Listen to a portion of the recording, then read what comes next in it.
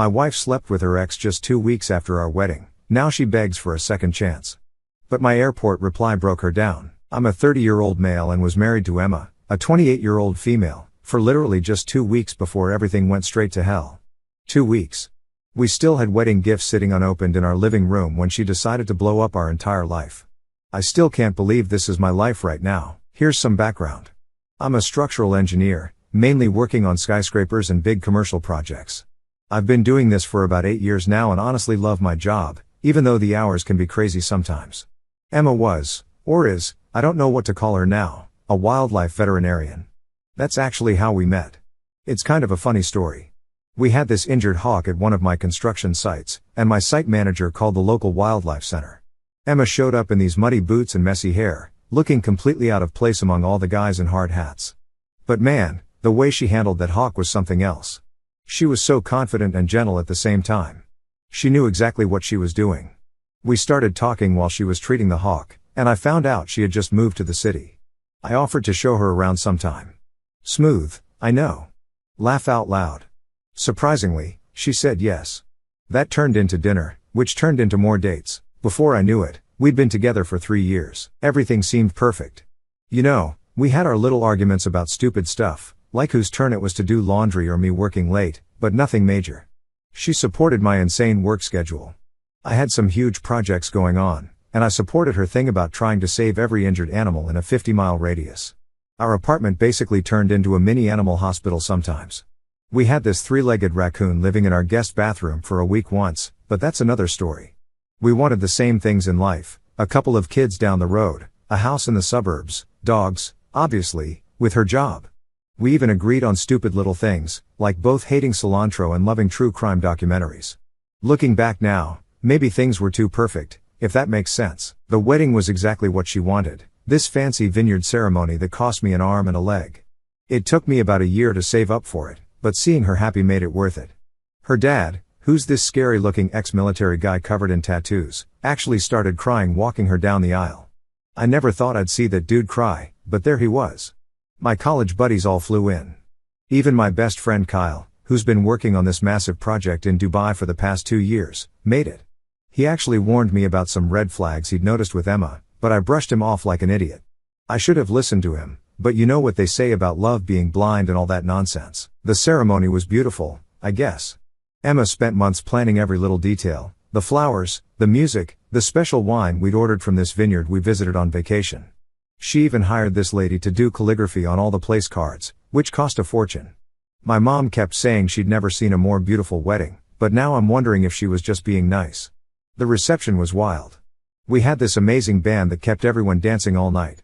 Emma's cousins from Australia came and taught everyone some crazy drinking game that had half the wedding party hung over the next day.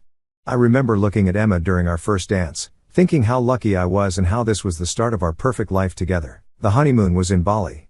It took me 6 months of overtime and saving every penny to afford it, but Emma had always dreamed of going there. We got back home, and everything seemed great for exactly 14 days. We were still in that honeymoon phase, you know, still calling each other husband and wife just because we could.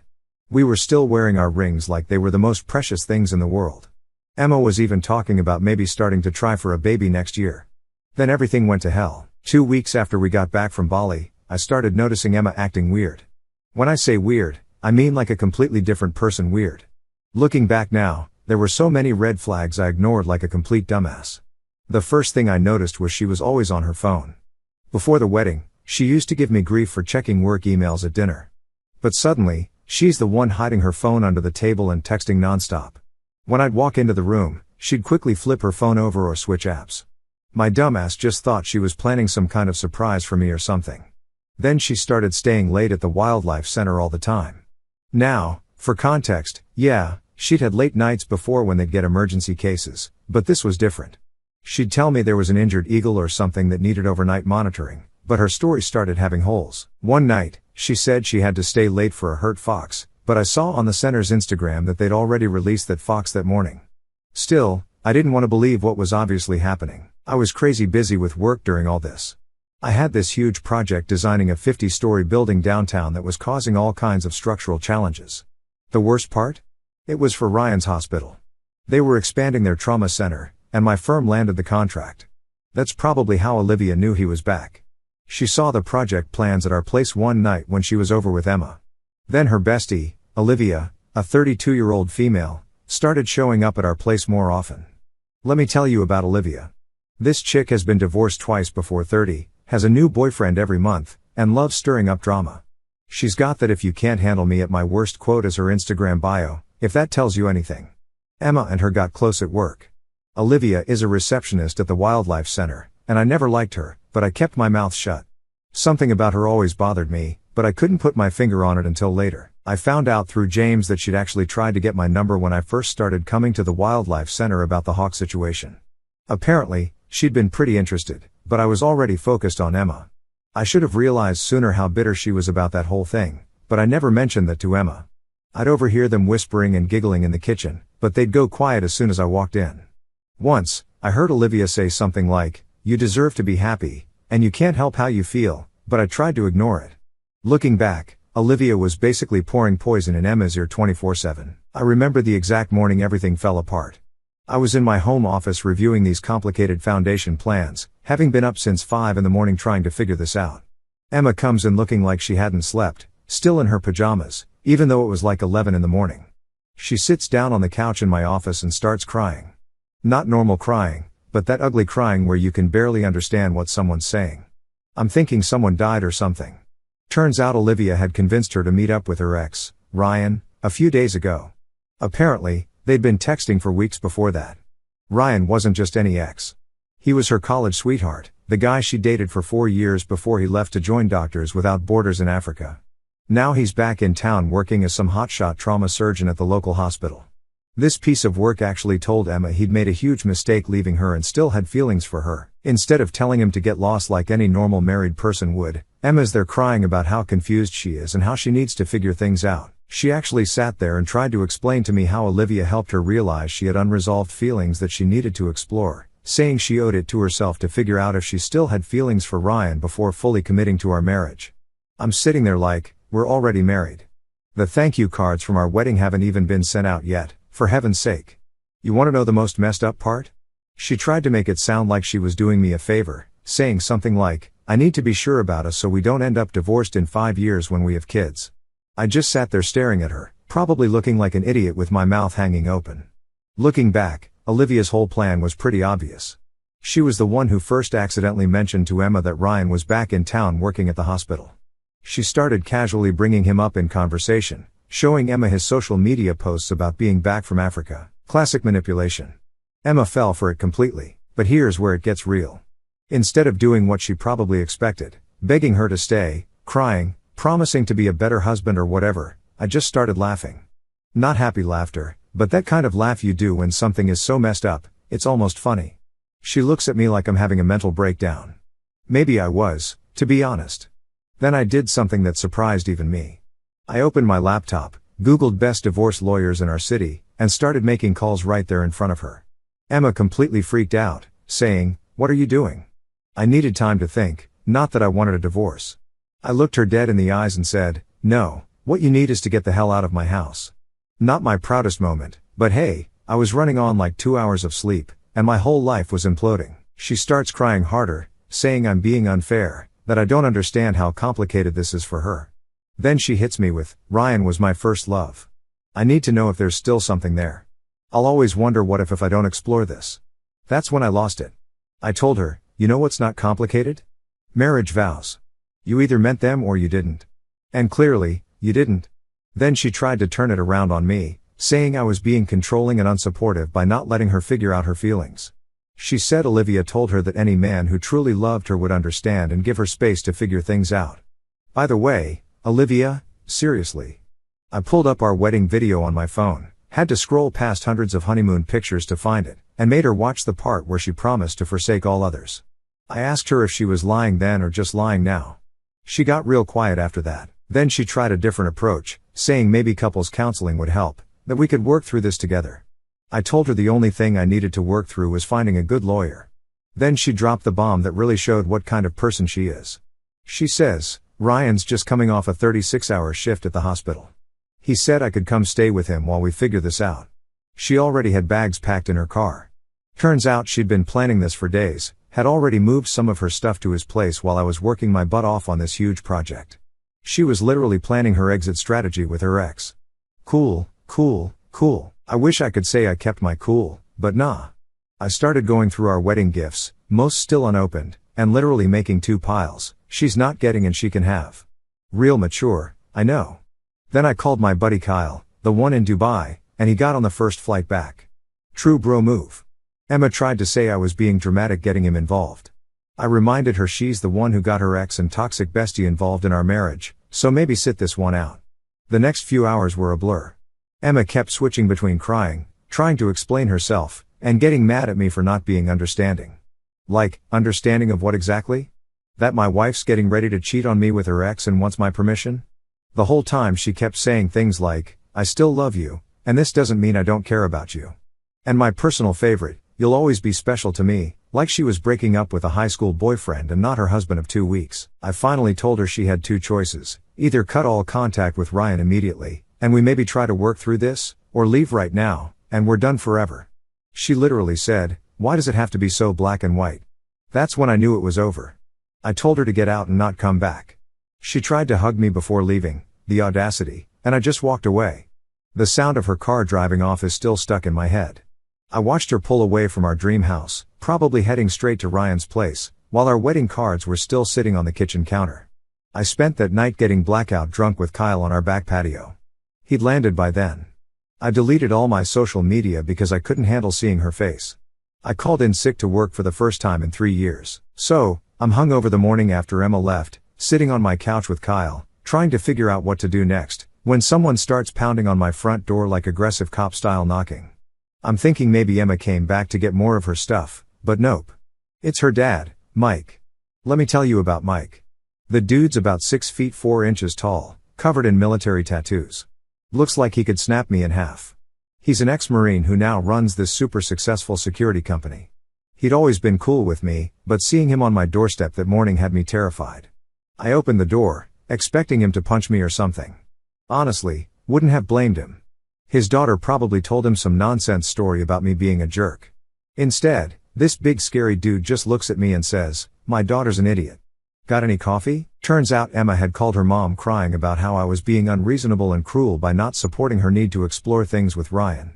Her mom bought it, they've always been super close, but Mike wasn't having any of it. We sit in my kitchen, me, Kyle, and Mike, drinking coffee and Jack Daniels. Mike starts telling us how he never liked Ryan back in college, said something always seemed off about him. Then he drops this bomb, Ryan had actually cheated on Emma back then, before the whole Doctors Without Borders thing. Emma never knew. Her friend had told Mike, but they decided not to tell her because she was too fragile at the time. So now I'm sitting there realizing my wife left me for a guy who cheated on her years ago, and she doesn't even know it. You can't make this up. Mike was actually the one who recommended my divorce lawyer. Turns out he'd used the same guy for a business dispute. He also offered to have some of his security company guys talk to Ryan, but I turned that down. Laugh out loud. Tempting, though. The next few days were a mess. I had to call my boss and explain why I needed time off from the skyscraper project. Dude was actually super understanding. Turns out his first wife had done something similar. He gave me 2 weeks paid leave and said the project would still be there when I got back. The worst part was dealing with all our shared stuff. Our house looked like a wedding threw up in it, gifts everywhere, cards, photos. I found our marriage certificate in a pile of mail and had a legit breakdown. Emma's little brother, James, who works at my firm as a junior engineer, came by to get some of her stuff. Poor kid was caught in the middle. He told me Emma was staying at Ryan's place and acting like a completely different person. Said she was posting all these weird quotes on Instagram about following your heart and finding your true path. The family dynamics got real messy real quick. Emma's mom was fully team Emma, spouting stuff like, you need to give her space to figure things out, and marriage is about understanding and patience. Meanwhile, Mike and James were on my side, which caused some huge fights at their house. Then Olivia started running her mouth at the wildlife center, telling everyone Emma left me because I was emotionally unavailable and working too much. Several of Emma's coworkers, who I thought were our friends, started unfollowing me on social media. Real mature, but here's where karma started kicking in. Remember that huge project I was working on? Turns out Ryan's hospital was one of our clients. I called my boss and explained the situation. He immediately requested a different project manager take over because of the personal conflict. Ryan apparently threw a fit when he found out he'd have to deal with delays because of the switch. The financial side was a nightmare. We had just combined our bank accounts after the wedding. I had to freeze everything and start untangling our money. Thank God we hadn't bought a house yet. We were still saving up for a down payment. The only real asset we had was my condo that I'd bought before meeting her. Emma tried calling me a few times during all this. She left these long, rambling voicemails about how she still cares about me and hopes we can be friends someday. Like, yeah, sure, let me pencil that in right after I finish burning all our wedding photos. Her dad kept me updated on what was happening on their end. Apparently, Emma and Ryan were playing happy couple all over town, going to fancy restaurants, posting cute pictures together, acting like she hadn't just blown up her marriage for this nonsense. The worst part? I found out they'd been texting before our wedding.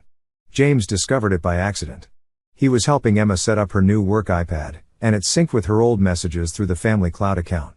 He saw the texts from Ryan going back months, some of them from the week before our wedding. My own brother-in-law had to be the one to tell me. That's when I decided to let go and focus on myself. I threw myself back into work. Remember that skyscraper project I was working on? Turns out all those late nights at the office while Emma was figuring out her feelings paid off. My design actually saved the client millions in foundation costs. My boss was so impressed he fast-tracked my promotion to senior project lead. Meanwhile, Emma's whole finding herself fantasy started falling apart. James, her brother, kept me in the loop because we still worked together. Apparently, living with Ryan wasn't the romantic dream she imagined. Dude's a workaholic, ironic, given her complaints about my hours, leaves his dirty scrubs everywhere, and still acts like a college frat boy with his doctor buddies. Katie, one of the senior vets at the Wildlife Center, reached out to me. She'd been Emma's mentor when she first started there, and she was disgusted by how everything went down. Katie had seen firsthand how much overtime I put in to pay for the wedding, and she couldn't stand hearing Emma tell everyone I was controlling and worked too much. Katie became my eyes and ears at the center. She sent me a screenshot of Emma crying in the break room because Ryan had forgotten their 1-month anniversary. Like, you left your husband for this dude, and you're crying over a 1-month anniversary? Make it make sense. The real turning point came when James told me I needed to hear something. He'd seen Emma at their parents' house when he went to pick up some stuff. He said she looked completely different from the sister he knew, wearing all this fancy designer stuff. Apparently, Ryan makes good money, but looking tired and sad. She tried to hug him and asked how I was doing. I just laughed. Hilarious, right? I told him, ask her how her journey of self-discovery is going. She started crying, saying she missed me, missed our life together, and said Ryan wasn't who she thought he was. You know what I did? I told James to tell her I had a meeting to get to. I didn't. And walked away. The old me would have tried to comfort her, maybe even considered taking her back. The new me just got a protein shake and crushed my deadlift personal record that night. Then I got a call from a headhunter about this massive project in Singapore. They had heard about my foundation design solutions and wanted me to lead their new eco-friendly skyscraper development. A 2-year contract, 7 figures, full relocation package. I took it without hesitating. When the news got around, because people talk, Emma showed up at my office. She was hysterical, saying I couldn't leave, that she was confused about her feelings, that maybe she'd made a mistake. I just looked at her and said, that sounds like a you problem, and went back to my blueprints. The look on her face was priceless. Apparently, one of Ryan's coworkers saw Emma crying in my office and told him about it. Ryan, being the insecure manchild he is, completely lost it, started blowing up Emma's phone, demanding to know why she was talking to me. Mind you, this is the same dude who had no problem texting my wife before our wedding, but sure, bro, go off. Here's where it gets good, though. While Ryan's having his little meltdown about Emma talking to me, guess who's blowing up his phone? Yep, Olivia. Turns out they'd been having lunch together pretty regularly. And by lunch, I mean meeting up in his office when Emma was at work. How do I know this? Steve, the project manager who took over the hospital contract after I stepped away, saw them together constantly during site meetings. Being a decent guy, he kept me in the loop.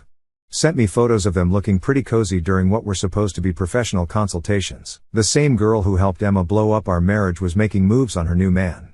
You literally can't make this up. Emma found out about it during some fancy dinner she'd planned for Ryan's birthday. She'd spent a week planning it, cooking his favorite food. She never cooked for me, by the way, bought him some expensive watch. Then, right in the middle of dinner, Olivia drunk texts Ryan, saying she misses their lunch meetings and hopes Emma doesn't check his second phone. Second phone. This dude had a second phone for texting Olivia. Real classy. Emma apparently lost it. Stormed out of their apartment at like 11 at night. Tried calling her mom, but she was on a cruise. She called her dad, but he basically told her, "You made your bed. Lie in it." She called her brother James, but he was working late at our firm on my team now, got him promoted last week. Guess who she ended up calling? Me, at midnight, crying about how Ryan was just like all other men and how she made a huge mistake and how she never should have left. I let it go to voicemail. Sent that straight to my lawyer, though. The next day was pure chaos at the Wildlife Center. Emma showed up to work to find Olivia acting like nothing happened. They had this massive screaming match in the break room. Katie, bless her, had the presence of mind to record the whole thing on her phone. She sent it to me right after, knowing I'd need it for the divorce proceedings. The best part? In the middle of their fight, Ryan shows up trying to explain, says he and Olivia were just friends and Emma was overreacting. Then Olivia, this absolute snake, looks Emma dead in the eyes and says, "At least I waited until he was single, unlike some people." The Wildlife Center actually had to call security. Emma and Olivia both got written up. Ryan got escorted out. It was beautiful chaos. It was like the universe wanted me to know everything. James kept me updated from the family side, Mike from the parents' side, Steve from the hospital project side, and Katie from the Wildlife Center. Everyone could see what a mess Emma had made, and nobody was letting her rewrite the story. Meanwhile, I'm at my office finalizing my Singapore contract, getting ready to piece out of this entire situation. The company's even paying for Kyle to come work with me. Gave him a senior engineering position because he's actually brilliant when he's not babysitting my drunk ass. Emma tried damage control, sent me this long ass email about how she sees things clearly now and realizes what she threw away. She said leaving me was the biggest mistake of her life. Said Ryan was just a fantasy, and reality hit her hard. My response? Cool story. Please direct all future communication to my lawyer. Then she tried getting her family involved. Her mom finally got back from the cruise and showed up at my place unannounced. Started going on about how young people make mistakes and true love deserves second chances. Mike, Emma's dad, found out and was pissed. Came and got her, but not before telling me he's still coming to Singapore to visit once I'm settled. Legend, I found out through James that Emma moved back in with her parents. Ryan's apparently already dating some nurse from pediatrics. Olivia got fired from the Wildlife Center for creating a hostile work environment. Took them long enough. So, my firm decided to throw this huge farewell party for me last Friday. They rented out this fancy rooftop bar downtown and invited basically everyone from the company, plus some clients. James, Emma's brother who works with me, helped plan it. He specifically didn't tell his family about it because, obvious reasons, but somehow Emma found out anyway. Pretty sure Olivia told her because she's still friends with one of our receptionists. The party was actually going great at first. All my work friends were there. Even some of my college buddies showed up. I was feeling good. Got my Singapore visa approved that morning. My new place there is all set up, and I'm in the best shape of my life, thanks to all that post-breakup gym time. Then, around 10 at night, guess who shows up? Emma. But wait, it gets better. She shows up in the dress, the one she wore on our first date that I always said was the moment I fell in love with her. She'd kept it all these years and decided this was the moment to bring it out again. She clearly planned this whole dramatic entrance thing, showed up right when people were doing speeches, probably thinking it would be some romantic movie moment. Instead, security stopped her at the door because she wasn't on the list. I actually didn't even notice at first because I was talking to this really cool architect from the Singapore firm. James comes running up to me like, "Dude, Emma's here, and she's making a scene." I go out to the lobby, and there's Emma crying and trying to convince security to let her in. She sees me and just starts going off about how she made a horrible mistake and Ryan meant nothing and how she wants to come to Singapore with me. Mind you, this is happening in front of like half my coworkers who came out to watch the drama. Emma's mascara is running everywhere. She's clearly been drinking, and she's wearing this dress that doesn't even fit her right anymore because she lost weight from all the stress of her own dumb decisions. Then she drops this bomb. She'd actually bought a ticket to Singapore, like a real plane ticket for next week. Had this whole plan about showing up at my new place and convincing me to take her back. She thought it was romantic. I thought it was straight up stalker behavior. I just looked at her and said, "You need help. Professional help." Then I went back inside to enjoy my party. But Emma wasn't done. She tried to follow me in. Security grabbed her, and she starts screaming about how I never really loved her because if I did, I would forgive her one mistake. That's when Kyle stepped in. He just looks at her and goes, "One mistake? You mean like texting your ex before the wedding or moving in with him 2 weeks after? Those mistakes? Emma goes dead quiet, then starts crying harder. Didn't think that was possible. She's saying how she was just confused and scared and Ryan manipulated her. Here's the best part. While this is happening, guess who walks by the building? Ryan, with a pediatric nurse he's apparently dating now. He sees Emma having a meltdown in her old dress, looks super uncomfortable, and just keeps walking, doesn't even acknowledge her. The look on Emma's face when she saw them together, I almost felt bad for her. Security finally convinced her to leave, but not before she tried to hand me this letter she'd written. I didn't take it. She left it on the ground, and Kyle picked it up after she left. We read it later that night when we were drunk, and holy hell, it was pages of her basically rewriting our entire relationship history to make herself the victim. The party actually got way better after she left. Everyone was buying me drinks, telling me I dodged a bullet. The architect from Singapore, let's call her Sarah because irony is fun, gave me her number, said she'd show me around when I get there. I found out later that Emma went to Ryan's place after leaving the party. Nurse girl answered the door. That did not go well, apparently. Last I heard, Emma's in therapy now. Good for her, I guess. Too little, too late, though. A couple of days ago, I got ready to head to the airport. I had everything packed, said goodbye to my parents, got my place ready for the renters, and was feeling pretty good about everything. Then, Emma pulled her final stunt. Quick backstory, I had a 6 a.m. flight to Singapore, with a connection in Dubai where Kyle lives. My parents and James were going to drive me to the airport. Simple plan, right? Emma had other ideas. I get to the airport at like 4 a.m, and guess who's waiting at the check-in counter? Emma, with luggage. This girl really thought she was going to pull some romantic comedy airport scene. She'd bought a ticket to Dubai, not even Singapore, just Dubai, because that's all she could afford, I guess. She was planning to what? Convince me to take her back mid-flight? Follow me to Singapore? Honestly, still not sure what her plan was. The best part? She brought her dad, Mike, thinking he'd help convince me. But Mike, absolute legend that he is, was actually there to stop her.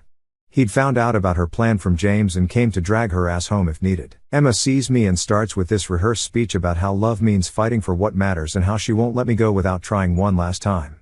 Meanwhile, Mike's standing behind her, looking like he wants to disown her. Can't blame him. Then she pulls out this photo album. It's full of pictures from our relationship, our wedding, everything. She must have spent days putting it together. She actually thought this would change my mind, like I'd see some old photos and forget about her destroying our marriage. I just walked around her to check in.